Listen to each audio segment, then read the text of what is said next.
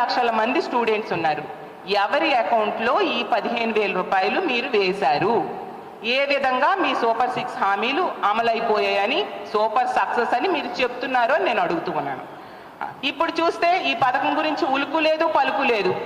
మళ్ళీ అడ్డంగా మేము అమలు చేసేసామని వాదిస్తూ ఉన్న పరిస్థితి. మీ మంత్రులు, మీ ఎమ్మెల్యేలు, మీరు బహిరంగ సభల్లో వీళ్ళింటింటికి వెళ్ళి ఈ తల్లికి వందనం పథకం గురించి ఓదరగొట్టేశారు. నీకు 15,000, నీకు 15,000, నీకు 15,000 కనిపించడం భయం చిన్నపిల్లలు. ఇంత ఘోరంగా ప్రజల్ని, చదువుకునే పిల్లల్ని మోసం చేశారు.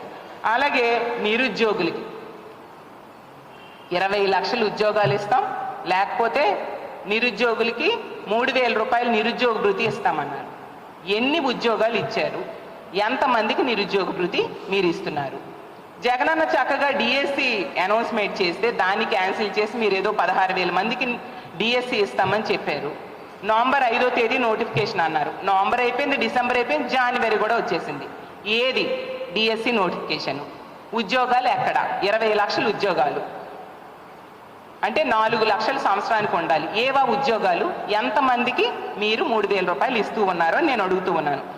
గత ప్రభుత్వంలో జగనన్న ముఖ్యమంత్రి అయిన 7 నెలల్లో 1,25,000కు పైగా గ్రామ వార్డు సచివాలయ ఉద్యోగుల్ని, ప్రభుత్వ ఉద్యోగుల్ని జగనన్న ఇవ్వడం జరిగింది. మీరు ఎక్కడ 7 నెలలు అయిపోయినా ఒక్క ఉద్యోగమైనా ఇచ్చారా?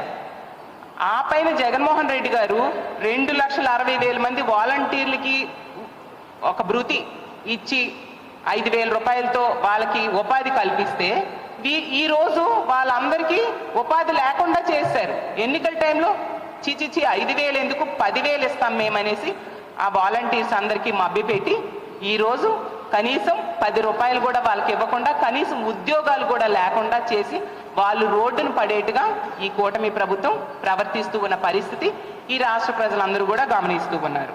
అలాగే తీసుకుంటే రామానాయుడు గారు అయితే వాలంటీర్ల దగ్గరికి వెళ్ళి ప్రచారంలో మీకు ఉద్యోగాలు జీతం 10,000 చేస్తాను, 10,000 ఈ కూటమి ప్రభుత్వం అధికారంలోకి వచ్చాక చేస్తుంది, మీకు జీతం పెంచిన వెంటనే జున్ను పట్టుకొని మళ్ళీ నా దగ్గరికి వచ్చి థ్యాంక్స్ చెప్పండి అని చెప్పారు.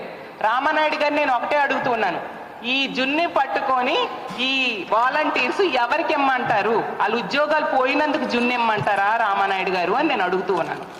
అలాగే ప్రతి దగ్గర కూడా ఉద్యోగస్తులకి ఎంత నెట్ట నిలువుగా మోసం చేశారంటే వాళ్ళకు ఒక డిఏ లేదు, పిఆర్సి కమిషన్ లేదు, ఐఆర్ లేదు, ఇవన్నీ ఇస్తామని చెప్పారే.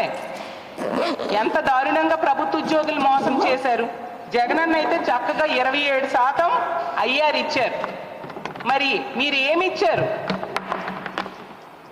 అన్నీ కూడా కబుర్లు చెప్పి వాళ్ళను కూడా మభ్యపెట్టి ఓట్లు వేయించుకున్నారు కదా.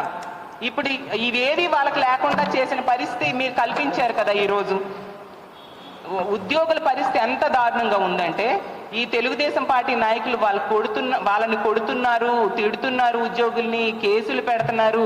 అసలు జైల్లో ఉద్యోగులకైతే బట్టలు విప్పి తనిఖీలు చేయిస్తున్నారంట. ఎంత దారుణంగా ఉద్యోగుల పరిస్థితి ఈరోజు ఈ రాష్ట్రంలో ఉంది. ఇంకో ముఖ్యమైన పథకం 3 గ్యాస్ సిలిండర్స్ ఇస్తామని చెప్పారు. మొన్ననే మేము కౌన్సిల్లో నాదెండ్ల మనోహర్ గారి ద్వారా అతని నోటితోనే చెప్పించడం జరిగింది. కేవలం 895 కోట్లు మాత్రమే రిలీజ్ చేయడం జరిగింది బడ్జెట్లో. అది కూడా ఒక్క సిలిండర్ కూడా ఫుల్గా ఇప్పుడు ఉన్నారు ఎంతమంది ఎల్పిజి గ్యాస్ సిలిండర్స్ కనెక్షన్స్ 1,55,00,000 మంది ఉన్నారు. అందులో తెల్ల కార్డు ఉన్న వాళ్ళు 1,48,00,000 మంది ఉన్నారు. ఒక్క సిలిండర్ మొత్తం ఈ 1,48,00,000 మందికి ఇవ్వడానికి కూడా ఈ 895 కోట్లు సరిపోని పరిస్థితి. అంటే మొదటి సంవత్సరమే ఈ ఉచిత గ్యాస్ సిలిండర్స్ విషయంలో ప్రజల్ని మోసం చేశారు అనేది తేటతెల్లమైపోయింది.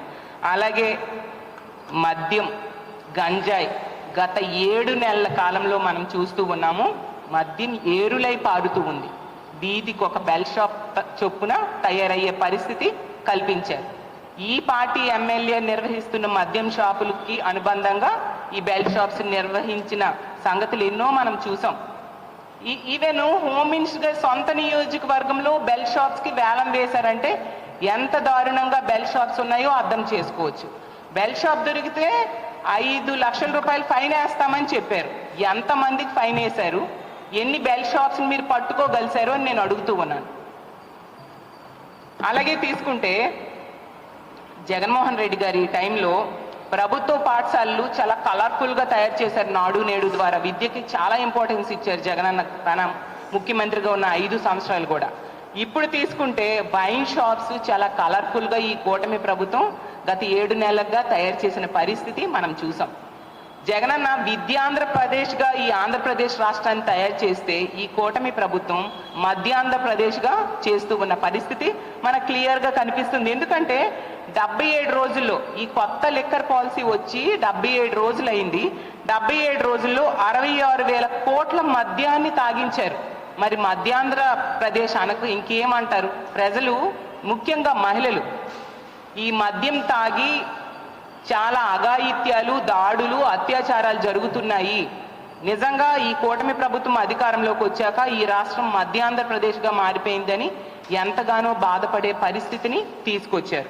అసలు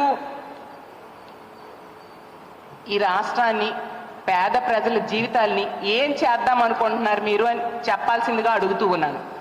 తీసుకుంటే 28,40,000 కేసులు బీర్ల అమ్మకాలు జరిగాయి. అలాగే 87,82,000 కేసుల లిక్కర్ అమ్మకాలు జరిగాయి. ఎంత ఘోరంగా బెల్ షాప్స్ పెట్టి మద్యం ఏరులై పారించేట్టుగా ఈరోజు ఈ కూటమి ప్రభుత్వం మద్యం పాలసీని అమలు చేస్తూ ఉన్న పరిస్థితి.